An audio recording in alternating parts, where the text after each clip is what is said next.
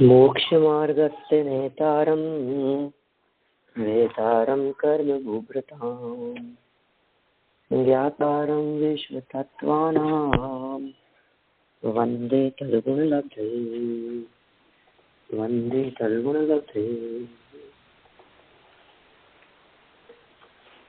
10वां सूत्र महाशास्त्र के आधार से यहाँ 21 सूत्रों के संदर्भ में अपनी चर्चा हो चुकी थी। 21वें सूत्र में बहुत विस्तार से काफी महत्वपूर्ण बातें नीचे बतलाई गई। कौन सा जीव कौन से स्वर्ग तक जा सकता है, कौन कहाँ तक उत्पन्न हो सकते हैं, जिनमें व्रतधारी या श्रावक या गृहस्थ, यदि हम हमारी अपेक्षा से बात करें तो हम लोगों के जाने की मर्यादा 16वें स्वर्ग तक की है। माने हम सभी 16वें स्वर्ग तक ही जा सकते हैं, इससे ऊपर नहीं। यह मर्यादा पंचम गुणस्थानवर्ती श्रावकों की भी है, चतुर्थ गुणस्थानवर्ती श्रावकों की भी है, मिथ्या दृष्टि श्रावकों की भी है, मिथ्या दृष्टि किसी भी प्रकार के लोगों की भी है जो घर गृहस्थी में रहते हैं। कुल मिलाकर के बात यह है कि जो भी परिग्रह सहित होंगे, महाव्रती नहीं होंगे, उन जीवों के उत्कृष्ट रूप से यदि कोई अवस्था हो सकती हो तो वो अवस्था हो सकती है 16वें स्वर्ग की अवस्था, मर करके। इससे ऊपर वे लोग नहीं जा सकते। देखिए आगे बढ़ते हैं अपन लोग। यहाँ अन्य मतावलंबियों की भी चर्चा कर ली, परिव्राजक की चर्चा कर ली, आजीवक, ये सब हिंदू और ब्राह्मण संप्रदायों में अनेक प्रकार के साधुओं के नाम हैं। ये मतलब इसमें जो आजीवक आदि शब्द के जो प्रयोग किए हैं ना, आजीवक सहस्त्रार स्वर्ग तक, परिव्राजक, परिव्राजक, ये भी एक अलग प्रकार के साधु होते हैं जो विविध प्रकार के वेश धारण करने वाले होते हैं। और फिर कह दिया कि यदि कोई जैन लिंगधारी होंगे। देखिए एक और महत्वपूर्ण बात बतलाता हूँ यहाँ इसी जगह पर, इसी पॉइंट में, पेज नंबर 411 पर जो हम यहाँ चर्चा कर रहे हैं, पेज नंबर 411 और 22 नंबर के सूत्र के पहले, इसमें लिखा है इससे ऊपर अन्य लिंगियों की उत्पत्ति नहीं होती।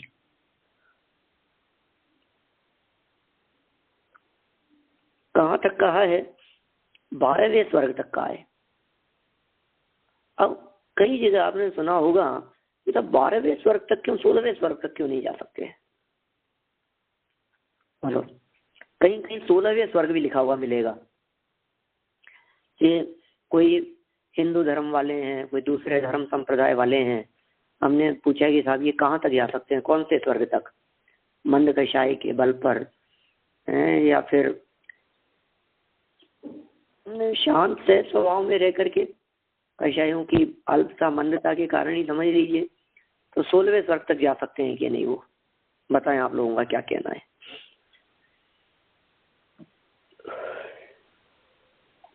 इसमें लिखा है आजीवक सहस्त्रार स्वर्ग तक उत्पन्न होते हैं, इससे ऊपर अन्य लिंगियों की उत्पत्ति नहीं होती। ये और स्पष्ट कह दिया है,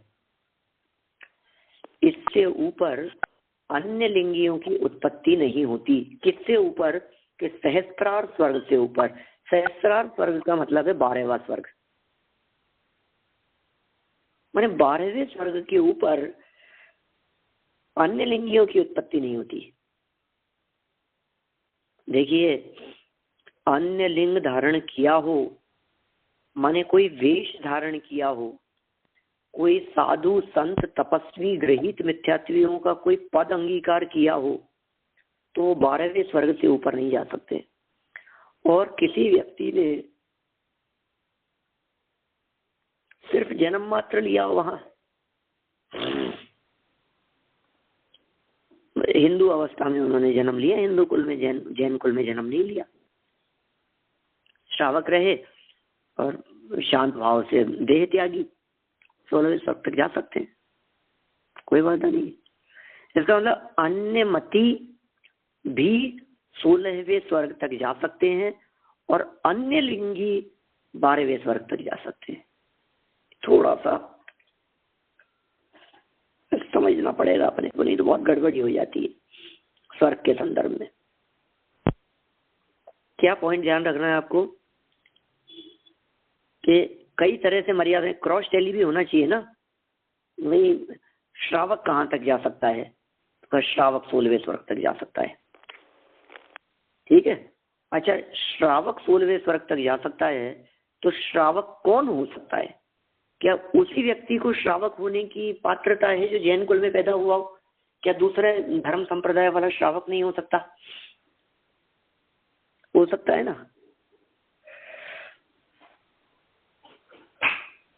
क्या फर्क पड़ता है किस कुल में जन्म लिया? जहां भी जन्म लिया हो, आज हमारे कितने ही संत ऐसे दिखाई देते हैं जिन संतों का जन्म जैन कुल में नहीं हुआ था। आचार्य विद्यानंदी हैं, अकलंक देव आचार्य, बहुत सारे आचार्य होंगे जो न मालूम कौन कौन से संप्रदाय में कहाँ कहाँ उनके जन्म हुए हैं, और फिर वे वहां से जैन कुल में आ गए। जैन कुल में आ क्या गए, वहीं से उन्होंने त्याग करके साधु 6वें 7वें गुणस्थानवर्ती भावलिंगी संत हो गए। हमारे सारे हम पूछ रहे हैं यदि वे, हाँ, सारे तीर्थंकर भी दूसरे उसमें पैदा हुए। हाँ, क्षत्रिय है ना सब।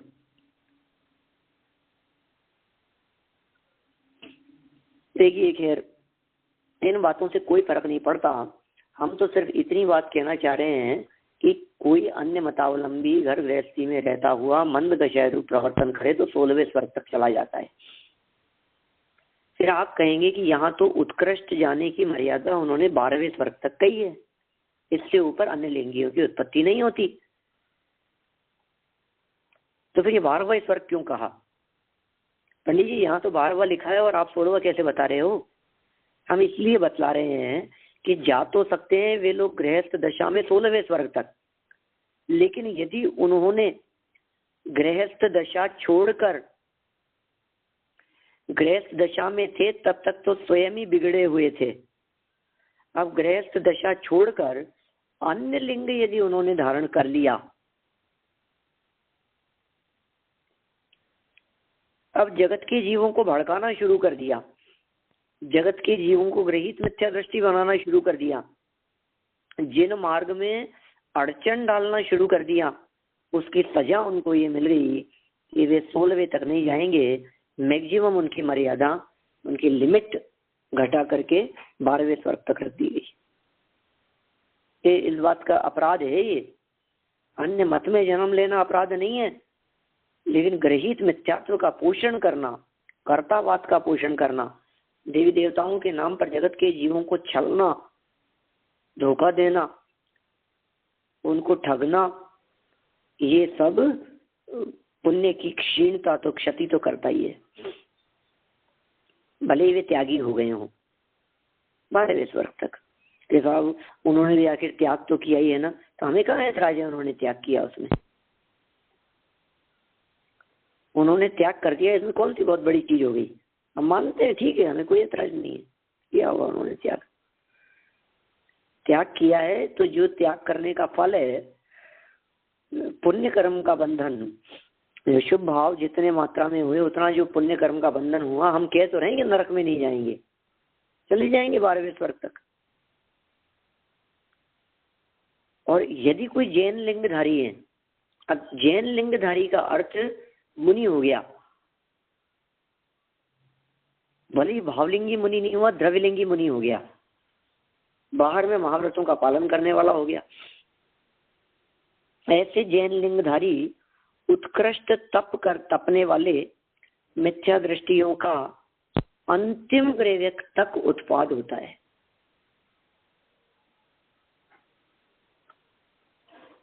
ग्रेव्यक कितने पीछे बतलाए? 9। अंतिम ग्रेव्यक तक चला जाता है, माने 9वें ग्रेव्यक तक वो जीव चला जाता है। इससे ऊपर सम्यक दृष्टि ही उत्पन्न होते हैं।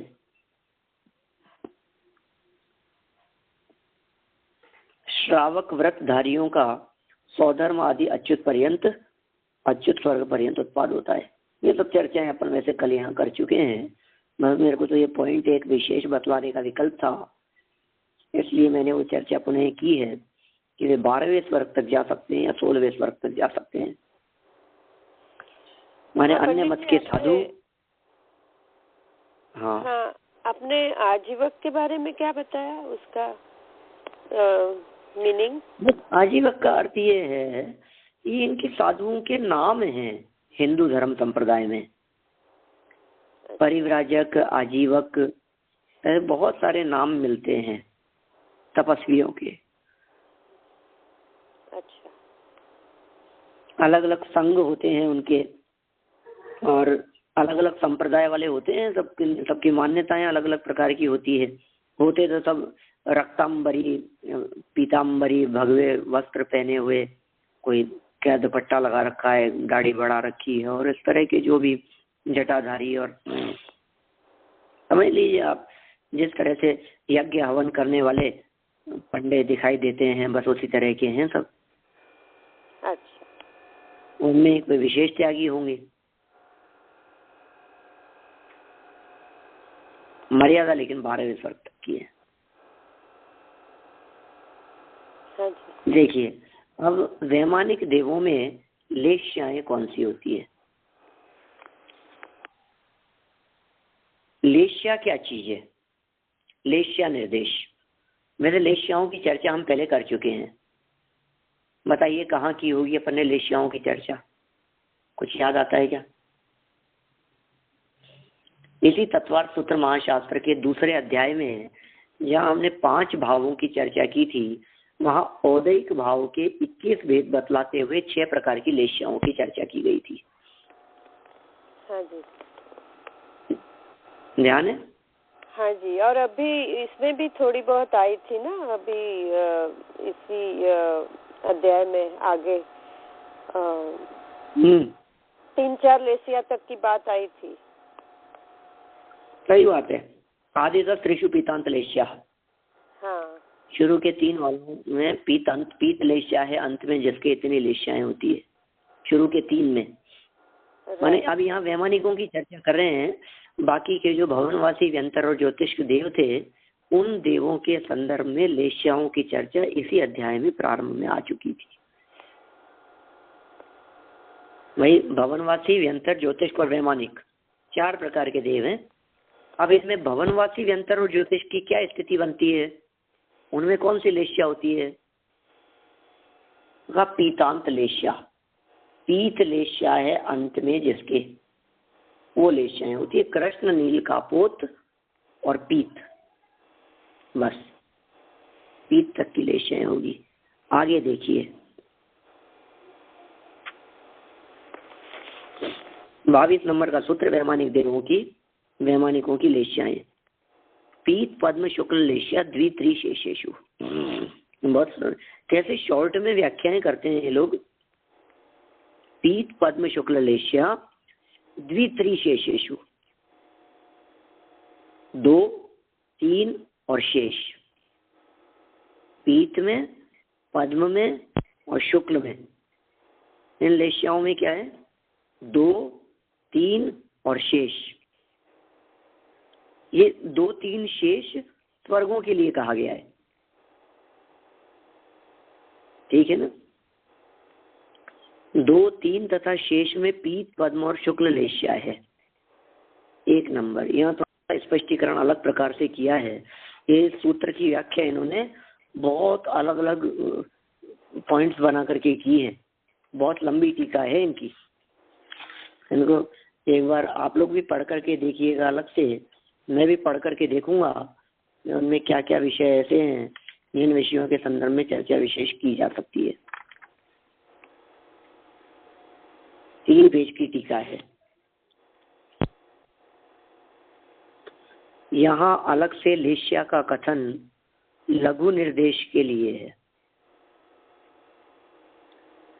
पीत पद्म शुक्ल लेश्या पद में पीत आदि में उत्तर पदिक ह्रस्व है।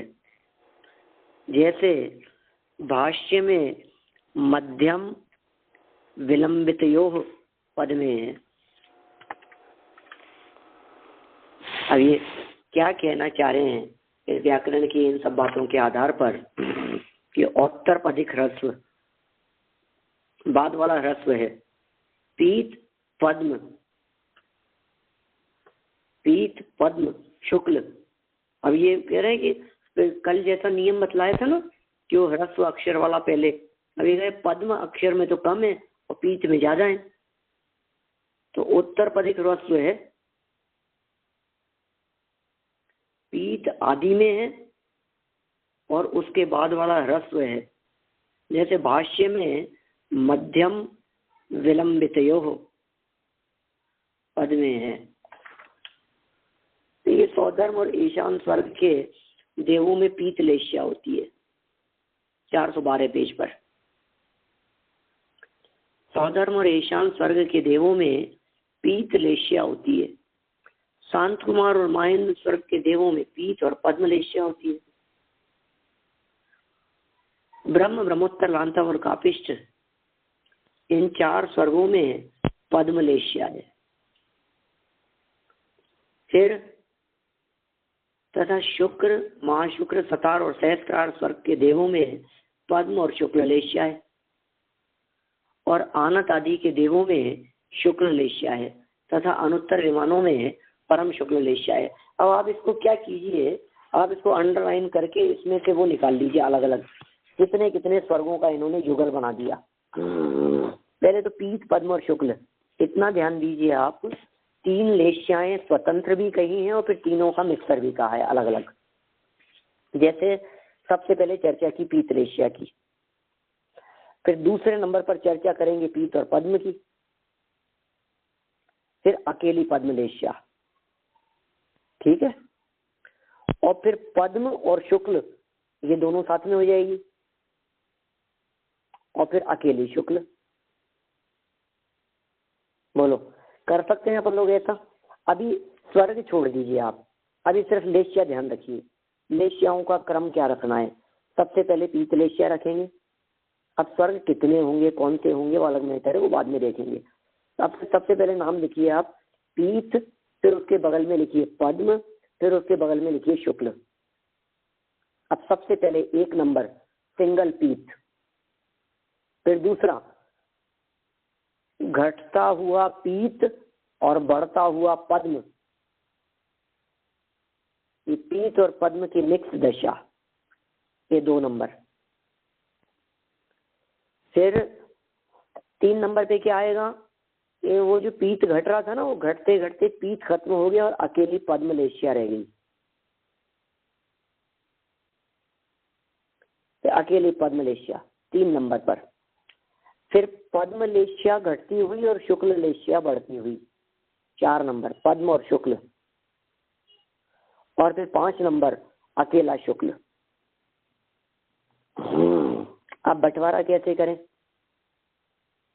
बंटवारा कीजिए, पहला दूसरा स्वर्ग, फिर तीसरा चौथा, 2 बंटवारे तो ये हो गए। फिर उसके बाद में 4, 4 और 4, बस।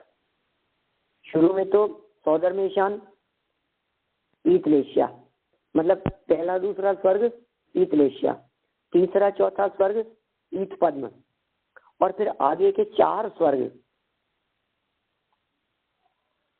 अकेली पद्म लेश्या, फिर 4 स्वर्ग पद्म और शुक्ल लेश्या, और फिर अंतिम 4 आनत आदि 4 स्वर्ग शुक्ल लेश्या। तो फिर आगे के, ये तो 16वें स्वर्ग तक की बात कही। 16वें स्वर्ग के ऊपर के विमानों में तो परम शुक्ल लेश्या होती है। देखिए भाई, मैं यहाँ इस पूरे प्रकरण के माध्यम से आपको एक मार्मिक बात बतलाना चाहता हूँ। हमारे दिलो दिमाग में लेश्याओं की मंदता की बहुत कीमत लगती है।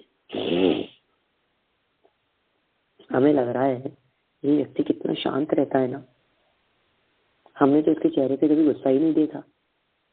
लगता है सब आप लोगों को ऐसा? मैं जानता हूँ बहुत महसूस करते होंगे, बहुत बार फील करते होंगे ऐसा, अरे ये व्यक्ति देखो, हमने तो कभी इसको गुस्सा करते हुए नहीं देखा। अरे जो गुस्सा नहीं दिखाई दे रहा है वो लेश्या की मंदता है। लेश्या को मिट थोड़ी ना गया है। अंदर में तो अनंतानुबंधी क्रोध चल रहा है, बाहर में लेश्या की मंदता के कारण शुक्ल भाव दिखाई दे रहा है। क्या दम रह गया बतलाइए? अंदर में तो पाप मिटा ही नहीं ना, अंदर में मूल में तो मिथ्यात्व और अनंतानुबंधी बराबर बैठा हुआ ही था ना।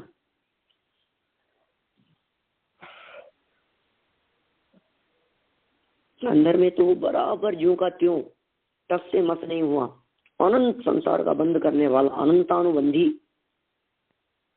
अनंत अर्थात मिथ्यात्व से अनुबंध जिसका है, ऐसा अनंतानुबंधी क्रोध मान माया लोग बैठा है। अब बाहर में ऊपर में गुस्सा नहीं करता हुआ दिखाई देवे, हमको थोड़ा तो प्रशंसा मिल जाती है, लोग तारीफ करने लग जाते हैं, बहुत अच्छा काम हो गया। तो बहुत बड़ा काम नहीं है, सहज काल क्रम से ये सारी बातें अपने आप जीवन में घट जाती हैं, इनमें कोई बहुत बड़ी चीज हो गई हो ऐसा नहीं है। आप देखेंगे, आप स्वाध्याय करते हैं, आपसे अधिक लेश्या विशुद्धि किसी भी हिंदू मुस्लिम ईसाई क्रिश्चियन किसी में भी हो सकती है। बोलो आप, कोई पारसी है और कोई बौद्ध है, हो सकता है उनमें कषाएं आपसे मंद हो, लेश्या विशुद्धि विशेष होगी। अब क्या तुलना करेंगे आप? अब क्या आधार है आपके पास में कि कौन अधिक धर्मात्मा और कौन कम धर्मात्मा? क्या क्राइटेरिया है? हम कैसे इनमें विभाजन करें कि कौन कितना धर्मात्मा है? कि भैया देखो, सीधी सी बात है, कौन धर्मात्मा है ये नक्की तो तब होगा कि जब पहले धर्म हुआ हो। तो सबसे पहले तो आपको ये नक्की करना पड़ेगा कि धर्म हुआ कि नहीं हुआ। जहां धर्म ही नहीं है वहां कैसे आप बात कर सकते हो कम ज्यादापन की? तो धर्म की शुरुआत तो चौथे गुण स्थान से होती है, सम्यक दर्शन से होती है, जहां अनंतानुबंधी का अभाव हुआ। तो इसलिए वो बात तो आप कर ही नहीं सकते हैं, धर्म होने की बात तो आप कर ही नहीं सकते हैं। तो फिर क्या करें? बोलो। तो फिर हम ये कह रहे हैं कि ये तो मिथ्या दृष्टि जीव के भी शुक्ल लेश्या और सम्यक दृष्टि जीव के भी कृष्ण लेश्या। आप लेश्याओं से धर्मात्मापन का यदि नाप करेंगे तो बहुत बड़े धोखे में रहेंगे।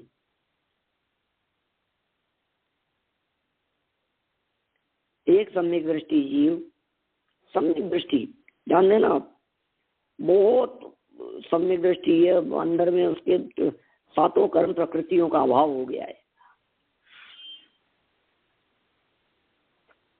मिथ्यात्व अनंतानुबंधी ये सब उसके नहीं है, खत्म हो गया। चौथे गुण स्थान में गुस्सा इतना तेज आता है, कषायों का उफान कभी कभी इतना तेज होता है, ऐसा बोलता है कि कभी तो आग लगा देंगे, जला दो इनको, गांव के गांव नष्ट कर दो, मार दो सबको, एक भी नहीं बचना चाहिए। देखो कैसे कैसे भाव आ रहे हैं, क्रूरता के भाव आ रहे हैं।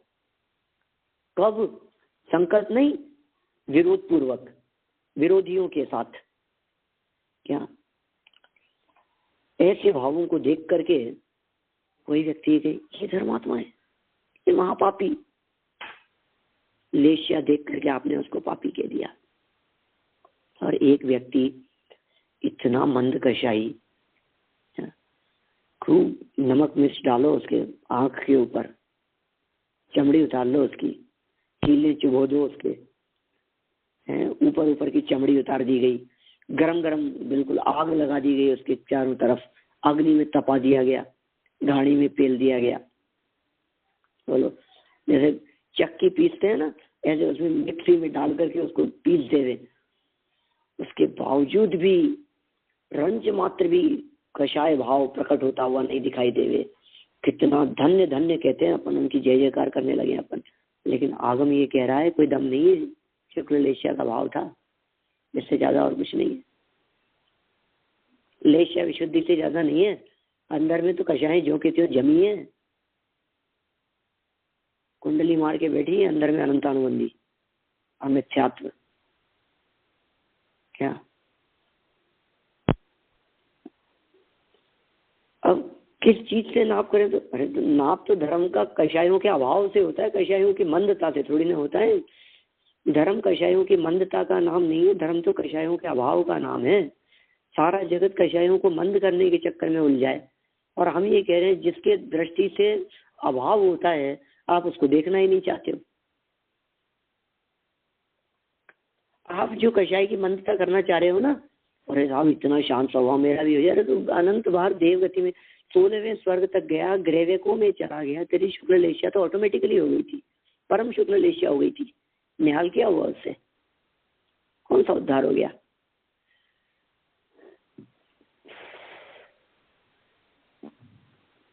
माने उस परम शुक्ल लेशिया से तेरा कितना उद्धार हो गया ये बतला दे।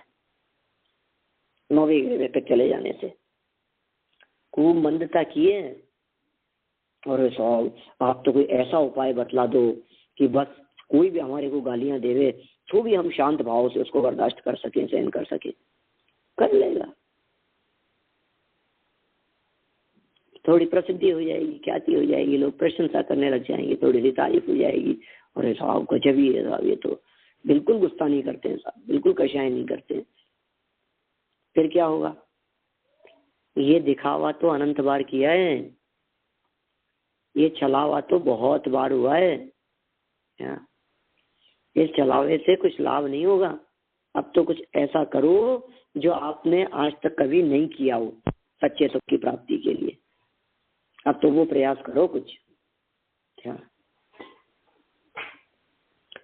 नया वर्ष चालू हो गया ना आज से, नव वर्ष ईसवी संवत 2014 1 जनवरी।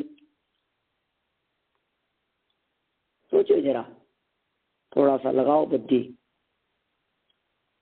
खूब उपयोग को दौड़ाओ, क्या क्या किया आपने आज तक और भविष्य में क्या करना है। सोचो, सब कुछ नया नया सा दिखता है अपने को, तो नया साल सब यहाँ दिन भर। आपके तो प्रातः काल है वहाँ अमेरिका में, अभी हमारे यहाँ तो रात्रि हो गई है। दिन भर सुबह से लोगों को यही धूमधाम ही दिखती है, नया साल। व्यापारियों को व्यापार बढ़ाना है, बिजनेसमैन बिजनेस की सोचते हैं, हर व्यक्ति को अपना उल्लू सीधा करना है बस। ये कोई सोचना ही नहीं चाहता है कि क्या नया हुआ, कल से आज तक में क्या नया हुआ बतलाइए। कल भी वही राजवार्तिक था, आज भी वही राजवार्तिक है। कल भी वही क्लास, आज भी वही क्लास। कल भी नहाए धोए खाए पिए थे, आज भी वही नहाए धोए खाए पिए। क्या परिवर्तन हो गया, क्या नया हो गया? हम नए की बात तो करते हैं बहुत। हम सब सोचते हैं कि अरे साहब नया साल, आज का दिन तो क्या हो गया? आज का दिन कौन सी बहुत बड़ी चीज होगी? पहले कभी नहीं आया था क्या? अरे सुबह मैंने प्रवचन में ऐसी चर्चा की, मेरे सामने से विद्यार्थी बैठते हैं, उन्होंने कहा कि कैसी बात कर रहे हो भाई साहब, 1 जनवरी 2014 तो बिल्कुल नया है और आज ही है, आज के पहले कभी नहीं आया था हमारी लाइफ में, इसलिए कैसे नहीं है इसकी महिमा? 1 जनवरी 2014 तो पहली बार ही आया है ना, पहले तो नहीं था ना ये। मैंने कहा बिल्कुल सही कह रहे हो तुम, बात तो तुम्हारी बिल्कुल सच्ची है। मुझे एक बात बतला दो कि 31 दिसंबर 2013 वो तुम्हारे जीवन में कितनी बार आया? 31 दिसंबर वो तुम्हारी लाइफ में कितनी बार आया? 2013 की बात करता हूँ।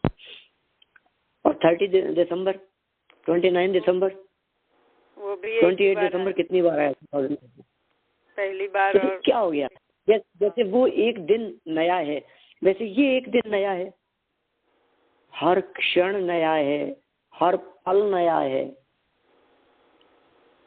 वर्तमानकालीन पर्याय भूतकाल में चली जाती है और भविष्यकालीन पर्याय वर्तमान बनकर के प्रति समय सामने आती है।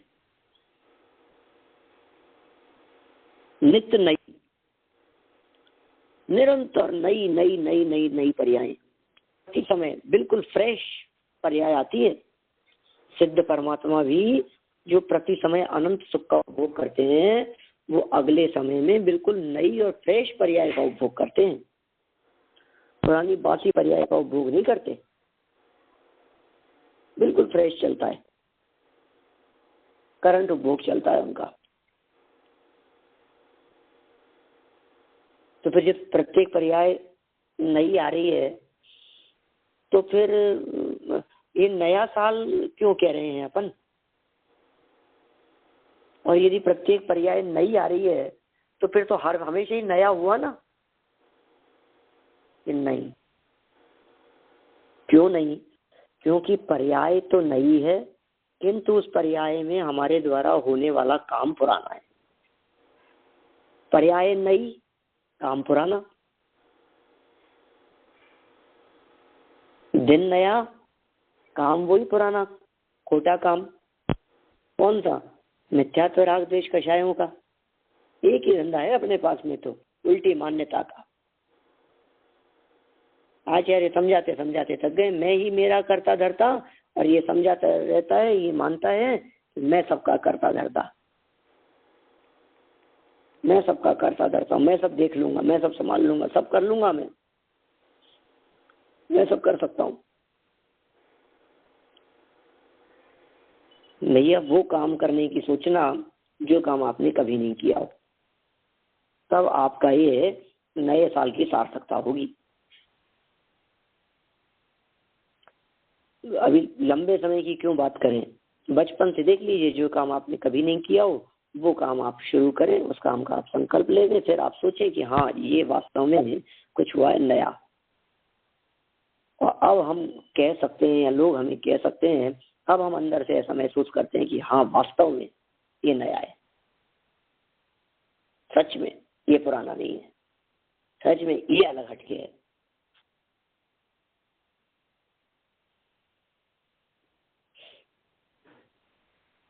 हो सकता है हर व्यक्ति के लिए नई चीज कुछ भी हो सकती है, जो काम आपने कभी नहीं किया हो सकता है आप मंदिर जाने का संकल्प लें, वो भी नया हो सकता है आप रात्रि भोजन के त्याग का संकल्प लें, वो भी आपके लिए एक नया काम हो सकता है डेली स्वाध्याय का आपका विकल्प है, वो भी एक नया हो सकता है। कुछ नया सोचिए आप।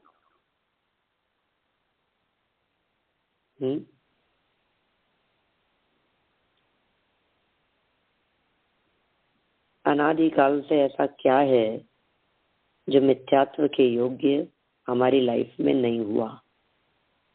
मिथ्या दृष्टि की भूमिका के योग्य होने योग्य सभी प्रकार के भाव, सभी प्रकार के परिणाम हे जीव तूने अनंत बार किए। सम्यक दृष्टि के योग्य भाव तो हो नहीं सकते, क्योंकि भूमिका से बढ़कर के अधिक का भाव तो आता नहीं है। भूमिका से अधिक का विकल्प तो आएगा नहीं, भूमिका अनुसार ही होगा। अच्छा, भूमिका के अनुसार ही होगा तो तेरी भूमिका कौन सी है? मिथ्यात्व। पहले कौन सी भूमिका रही है? मिथ्यात्व। कि कब से है? कि अनादिकाल से। तो अनादिकाल से जो कुछ भी किया है, जो कुछ भी भोगा है, वो सब मिथ्यात्व की भूमिका के योग्य ही हुआ है ना। क्या? हाँ, सब बात तो सच्ची है, मिथ्यात्व की भूमिका के योग्य ही हुआ है, बिल्कुल। तो वही तो हम कह रहे हैं कि मिथ्यात्व की भूमिका के योग्य यदि सब कुछ हुआ है, तो फिर वर्तमान में भी जो कुछ भी कर रहा है वो कुछ मिथ्यात्व की भूमिका का उल्लंघन करके नहीं हो रहा है, वो भी उस मिथ्यात्व की भूमिका में हो रहा है। भूमिका से बढ़ करके किसी को भाव आते नहीं, और भूमिका से कम भाव भी किसी को आते नहीं। आज लोग देखो, दो तरह की समस्याएं सामने आती हैं। सारी दुनिया ये कहती है, समझते तो सब हैं साहब, होता नहीं है, करते नहीं है, कर नहीं पाते हैं। क्या समस्या बतला रहे हैं? चैलेंज क्या है आज के समय में धार्मिक धर्मात्माओं के सामने, स्वाध्यायी आत्मार्थियों मुमुक्षुओं के सामने, धार्मिक संगठनों में, सब जगह पर क्या प्रॉब्लम है? समझते हैं साहब, हम जानते हैं लेकिन छूटता नहीं है, जानते हैं लेकिन होता नहीं है, जानते हैं लेकिन कर नहीं पा रहे हैं। इसका मतलब समझ तो है लेकिन कर नहीं पा रहे, ये समस्या। मैं इससे उल्टी बात कहता हूँ। सब लोगों को यही लगता है ना कि हाँ साहब ये बिल्कुल सही कह रहे हो साहब, ये तो प्रैक्टिकल बात है बिल्कुल। हम लोग ही देखो, हम जानते हैं गुस्सा नहीं करना चाहिए, फिर भी हम जानते हैं मोह नहीं करना चाहिए, फिर भी मोह होता है हमारे को। कितना ऐसा लगता है ना अपने को, जानते तो हैं लेकिन कर नहीं पा रहे हैं। भाई साहब समस्या आज के समय में ये नहीं है, समस्या कम आचरण की नहीं है, समस्या अति आचरण की है। क्या क्या क्या क्या क्या क्या कह दिया? बहुत मार्मिक बात कहना चाह रहा हूं मैं, ध्यान दीजिएगा थोड़ा सा। क्या कह रहे हैं? समस्या ये नहीं है हम लोगों के सामने कि हम हमारी भूमिका से के अनुसार आचरण नहीं पाल रहे हैं। समस्या ये है कि भूमिका से अधिक आचरण पालने का प्रयास कर रहे हैं, ये प्रॉब्लम है।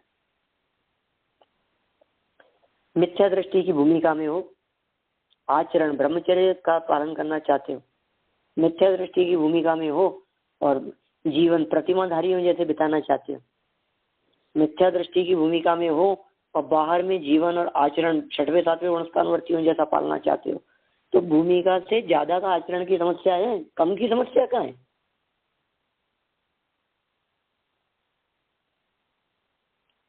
समस्या तो आपका जो स्तर है, हमारा जो स्तर है, हम लोगों का जो लेवल है, उस लेवल को क्रॉस करके हम लोग पालन कर रहे हैं। उस लेवल का हमने उल्लंघन कर दिया। हम समझ ही नहीं रहे हैं कि अरे भाई अंदर में विशुद्धि नहीं है, अंदर में निर्मलता नहीं है, अंदर में पात्रता नहीं है, तो खींचतान करके इन सब बातों को पालन करके क्या होगा? तो इस बात को समझने की कोशिश ही नहीं करता है कि तेरे खींचने से खिंचता नहीं है, तेरे मानने से होता नहीं है, तेरे करने से होगा नहीं। व्यर्थ के विकल्प करता रहे। करो नया, क्या करना है? अरे साहब नया घर बनाएंगे, गृह प्रवेश करेंगे उसमें, नया घर 1 जनवरी के दिन सबसे पहले। अरे ऐसे के ऐसे बंगले में भूतकाल में अनंत काल पहले तो गृह प्रवेश कर चुका था, क्योंकि वो गृह प्रवेश के जो भाव हैं तेरे, ये भाव कोई नए नहीं है, मिथ्यात्व की भूमिका के योग्य है, और ये भाव परावर्तन के अंतर्गत तो अनंत बार कर चुका है। तो फिर साहब कोई काम ऐसा होगा ना जो काम हमने कभी नहीं किया हो, आप ही बता दो क्या काम करें, बोलो कौन सा बिजनेस करें? कि ऐसा कोई बिजनेस करो, ऐसा कोई काम करो जो बिजनेस तुमने कभी नहीं किया हो। तो साहब ये तो बिल्कुल नया बिजनेस है। कि पहले सर्वज्ञ परमात्मा से पूछो, उनकी दिव्य ध्वनि में देखो जरा, या आपके अतीतकालीन, तो उनका जवाब आएगा कि भैया तू कर चुका है, ये काम तो तेरे हो चुका। तो फिर कोई नया बिजनेस देखो, तो सर्वज्ञ परमात्मा कहते हैं ये तो नया बिजनेस जो जैसे तू नया कह रहा है ना, ये तो बहुत पुराना है, ये तो पहले ही हो चुका था। अच्छा बतलाइए, ऋषभ देव ने जगत के जीवों को खेती करना सिखाया, बोलो नया काम था या नहीं? उससे पहले तो कोई जानता ही नहीं था खेती कैसे करते हैं। असी मसी कृषि विद्या शिल्प वाणिज्य, बिल्कुल नया लॉन्च किया उन्होंने, नई टेक्निक डेवलप की उन्होंने, लोगों का पेट भरने के लिए, धान्य उगाने की, खेती करने की। अब मेरा आपसे यहाँ पूछना है, ऋषभ देव के पहले तो नहीं होती होगी ना? कि नहीं, बिल्कुल नहीं होती थी, क्योंकि भोग भूमि थी। अच्छा उसके पहले, भोग भूमि के पहले जब कर्म भूमि की अवस्था थी, तब पहले भी खेती नहीं होती होगी, कूड़ा कूड़ी सागरों पहले। छठवें काल के अंत में प्रलय आती है। ये प्रलय की जो विध्वंस की कहानी है, ये प्रलय में होने वाले विध्वंस की कहानी कोई नई नहीं है, चलती रहती है, सदा से चलती रहती है ये कहानी। प्रकृति अपने आप को द्रव्य परावर्तन के माध्यम से, क्षेत्र काल भाव और भाव परावर्तन के माध्यम से दोहराती है। मैं बार बार में मिथ्या दृष्टि के योग्य इसलिए कह रहा हूं क्योंकि सम्यक दृष्टि के योग्य में थोड़ी सी अवस्था बदल जाती है। सम्यक दर्शन तो कभी नहीं हुआ ना, इसलिए सम्यक दृष्टि के योग्य पद तो कभी नहीं मिला। सम्यक दृष्टि के योग्य पद मतलब इंद्र पद, चक्रवर्ती पद, नारायण प्रति नारायण पद, ये सम्यक दृष्टि ज्ञानी जीव को बंधने वाली पदवियां हैं। और सम्यक भी नहीं लिया, ये इन पदवियों का लाभ भी कभी नहीं लिया। लेकिन मिथ्यात्व के योग्य जितनी भी अवस्थाएं थी सो तो अनंत बार किया ही है। अब क्या करना चाहते हो आप?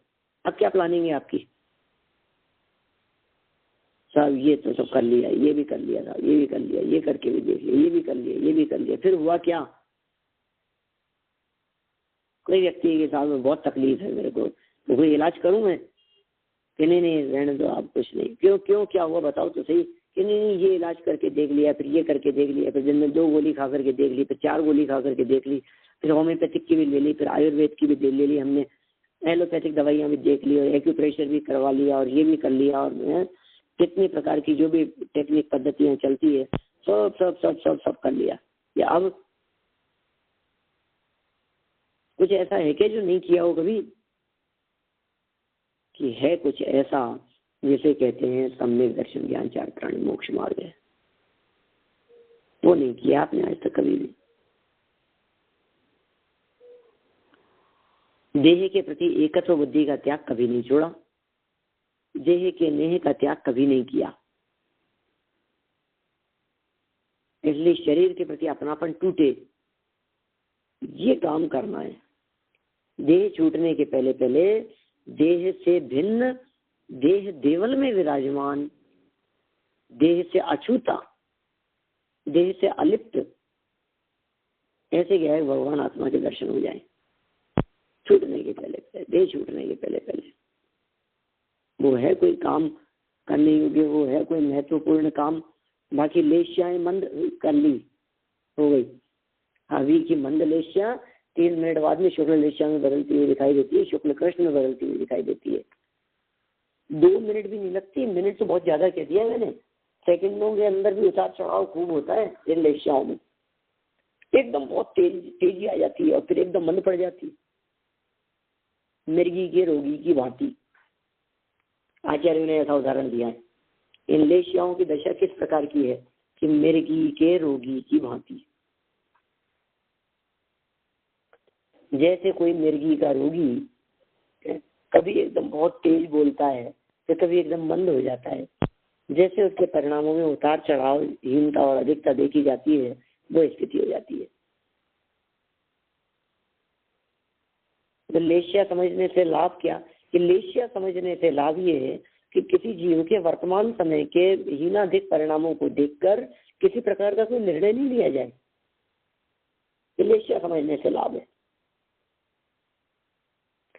कोई ज्ञानी व्यक्ति, कोई धर्मात्मा व्यक्ति, कोई आत्मार्थी व्यक्ति, भूमि का अनुसार उसकी प्रवृत्ति हो रही है, कुछ भी कदाचित बिस्तरों में पड़ा है, कि कुछ खा रहा पी रहा है, कि मंदिर नहीं जा पा रहा है, कि स्वाध्याय नहीं कर पा रहा है, जो उसकी हो रही है स्थिति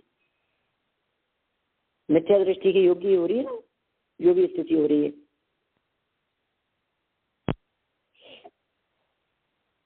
आप उसको देखकर उससे घृणा नहीं करें, आप उसकी अवस्थाओं को देखकर चिढ़े नहीं, आपको ये सब देख करके उसके प्रति शोक नहीं हो, खेद खिन्नता नहीं हो, शोभ नहीं हो मन में। ये बहुत जरूरी है ये सब चीजें, और इसमें बहुत मदद कर रहे हैं हमारे कोई लेश्याओं का प्रकरण। इसने इतना बड़ा उपकार करके लेश्याओं के प्रकरण में कि वर्तमान में किसी व्यक्ति के तीव्र अशुभ लेश्या देखी जाने पर भी वह व्यक्ति क्रोधी नहीं हो गया। क्रोध से भिन्न तत्व है, ठीक है। और फिर दूसरा पहलू लगाना इसी में। दूसरा पहलू क्या लगाना? किसी व्यक्ति की बहुत अधिक मंद कषाएं देख करके उसे धर्मात्मा मत मान लेना। मंद कषाय से धर्मात्मा नहीं, कषायों की अत्यंत तीव्रता से पापात्मा नहीं।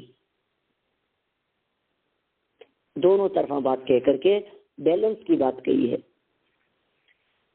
ये जो काम है जो यहाँ लेश्याओं के माध्यम से जो बतलाया है, जैसे अपन यथार्थ स्वरूप को यहाँ अपन पढ़ें, समझें, उसका भाव वासन करें और उस भाव वासन पूर्वक लेश्याओं और कषाय आदि से सदा के लिए मुक्ति प्राप्त करके जो कार्य अनादिकाल से हमारे जीवन में नहीं हुआ है उस कार्य की प्राप्ति करें, उसकी उपलब्धि करें। ऐसे सब लोगों को आज इस दिवस पर बहुत बहुत शुभकामनाएं। और शेष चर्चा अपन आगे कल तो अपन वो पढ़ेंगे ना इष्टोपदेश। अभी ये बात को हम विराम देते हैं। उपदेश है कल, पूछना हो तो। हाँ पंडित जी। हाँ बोलिए। हाँ, जो आपने भूमिका की बात बताई ना, तो भूमिका और योग्यता में क्या डिफरेंस है? देखिए, भूमिका तो है, वैसे कोई ऐसा कोई फर्क नहीं है दोनों चीजों में। भूमिका है गुणस्थान वाइज और योग्यता उसकी जो है वो योग्यता निर्भर करती है उस गुणस्थान में भी जो एक तारतम्य रूप जो भेद पड़ेंगे ना, उसको अपन योग्यता के अंतर्गत ले सकते हैं। भूमिका से बढ़कर के किसी व्यक्ति को शुभ भाव नहीं होते, भूमिका से बढ़कर के अशुभ भाव भी नहीं होते। भूमिका के हिसाब से होंगे। भूमिका माने जिस गुणस्थान में है, भूमिका माने आंतरिक लेवल, इंटरनल लेवल क्या है आपका, अभिप्राय का लेवल क्या है, उसके ऊपर डिपेंड करेगा कि आपका बाह्य जीवन कैसा होगा। उसके ऊपर डिपेंड करेगा कि आप कहाँ जाएंगे, कहाँ से आएंगे, कहाँ उतार चढ़ाव होगा, ये सब चीजें उसके ऊपर डिपेंड करेगी। ठीक है ना। तो फिर योग्यता में जैसे आपने बोला भूमिका में आचरण से अति आचरण भी हो सकता है, तो योग्यता में तो वैसे नहीं हो पाएगा। योग्यता शब्द, अब देखिए योग्यता शब्द का प्रयोग बहुत अर्थों में होता है अक्षर में। और किसकी योग्यता क्या है ये अपने विचार करना है कि इसकी ऐसी योग्यता है। उसकी भूमिका के अनुसार जैसा कार्य होगा वो उसकी योग्यता है। हाँ जी। भूमिका माने गुणस्थान। चौथे गुणस्थान की भूमिका में आने योग्य परिणाम कैसे होंगे कि उसके योग्य ही परिणाम आएंगे, वो योग्यता। पंचम गुणस्थान की भूमिका है किसी व्यक्ति की। भूमिका मतलब कौन से पायदान पे खड़ा है। भूमि मतलब जमीन होता है ना, भूमि मतलब जमीन होता है। तो भूमि का मतलब कौन सी जमीन से खड़ा है। छठवें सातवें गुणस्थान की भूमि पर खड़ा है, पांचवें गुणस्थान की भूमि पर खड़ा है, चौथे गुणस्थान की भूमि पर खड़ा है कि पहले गुणस्थान की भूमि पर खड़ा है। ये इंटरनल लेवल की बात है। यदि बाहरी भूमि के नाम नहीं है ये सब, आंतरिक उसकी लेवल क्या है, ये तो हो गई भूमिका। अब इस भूमिका के हिसाब से जो कुछ भी उसको भाव आएंगे, जो कुछ भी परिणाम होंगे वो कैसे होंगे, उस भूमिका के अनुसार ही जो होंगे वे है योग्य। बराबर। ठीक है ना। ठीक। वो परिणाम उस भूमिका से ऊपर उठ करके नहीं होंगे। कोई व्यक्ति ये कहे कि भूमिका तो है पहले गुणस्थान की और मेरे को भाव आ रहे हैं छठवें सातवें गुणस्थान वाले जैसे, तो ये तीव्र कषाय का परिणाम है, ये आ नहीं सकते। अंदर में पात्रता छठवें सातवें गुणस्थान की नहीं होवे और बाहर में कपड़े लत्ते का त्याग करे तो ये तीव्र कषाय के बिना संभव नहीं। भूमिका नहीं है इसलिए वो योग्य नहीं है उन कार्यों के। ऐसा थोड़ा बहुत अंतर आप उसमें लगा सकते हैं और विचार चिंतन कीजिए। और कुछ पूछना हो तो बोलिए। नहीं, थैंक यू।